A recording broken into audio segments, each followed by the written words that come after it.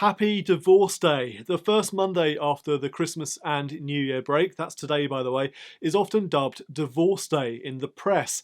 That's because marital problems can often escalate during the Christmas period, and then couples seeking a split get in touch with divorce lawyers on the first working day of New Year. I'm a divorcee. I was divorced in my late 20s following quite a short first marriage, and I have some insights when it comes to doing it well, or at least doing it better than it could otherwise be. In this video, some things to think about on Divorce Day this year, and this year it might not be as busy for lawyers as usual, and that's because COVID lockdown restrictions have already pushed many couples into separation after having to live in close quarters for months on end. Hi everyone, I'm Martin Bamford, a chartered financial planner at Informed Choice. On this channel, I talk about personal finance, investing, and happiness. I make these videos to help you become wealthier and to become happier. If that sounds like a great result, click on that little red subscribe button to become part of our subscriber community. It's completely free and you'll never miss an episode. Divorce is not the happiest of topics, I know, but it is a fact of modern relationships, with recent statistics showing that 42% of marriages in England and Wales end in divorce. Even before the pandemic arrived and couples were then forced to live in much closer proximity, the divorce rate was on the rise. The latest figures from the Office for National Statistics show that divorces amongst heterosexual couples rose by 18.4% from 90,871 in 2018 to 107,599 in 2019. To some extent, this increase was explained by a backlog in court petitions carried through into the 2019 data. But more recent figures, this time from Co-op Legal Services, suggest that divorces in 2020 are rising sharply too.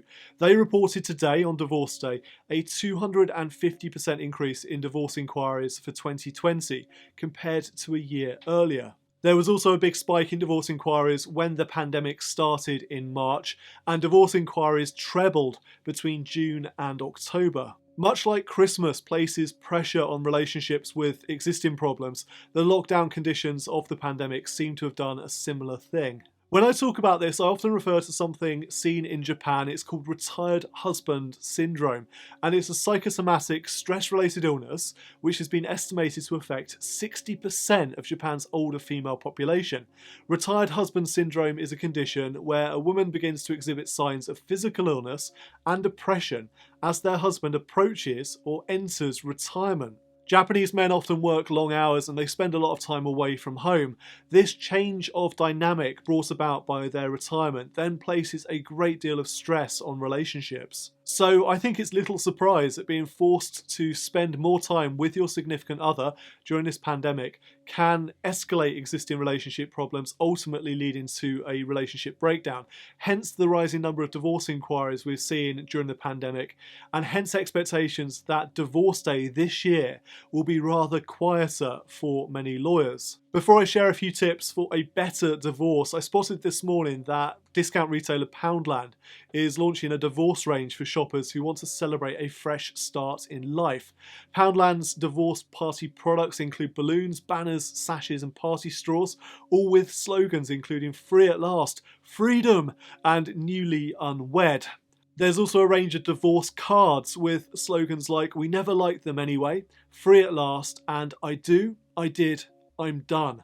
Bargain divorce celebrations aside, what are some of the steps to consider to make the path to divorce smoother than it might otherwise be? First up, please seek advice. DIY divorce is possible, but it's a potentially expensive and stressful legal event taking place in your life. So relying on tips that you see in YouTube videos or find when Googling for advice might end up costing you a great deal of money and time and hassle. So speak to a specialist divorce lawyer. A good place to start your search is the Resolution Divorce Directory. They have 6,500 members who are specialists when it comes to family law and divorce. I'm going to pop a link to the Resolution Directory in the description. Secondly, put your children first. That means taking any heat out of the situation. Don't argue in front of them, and don't badmouth your significant other. Your kids come first. They are far more important than who did what to end the relationship or who gets what in the financial settlement. Tip number 3, keep it off social media. I have lost count of the number of divorce rants I've seen on Facebook over the years. I understand the temptation to share intimate details and allegations about your horrid ex-partner, but it does nobody any favours to unleash a torrent of online abuse. In a worst case scenario, a judge will look unfavourably at your social media breakdown. Tip number 4, remember that divorce does not require a court battle. There is a misconception that getting divorced means arguing your case in front of a judge and fighting with your ex-partner to win the biggest possible financial settlement. Your divorce is not like the celebrity divorces you read about in the Daily Mail. While a court will need to rubber stamp and approve your divorce, your childcare arrangements, and your financial settlement, you can negotiate this, like grown-ups, with or without lawyers on each side, and then take your agreement along to the court for approval. Tip number 5, don't rush things.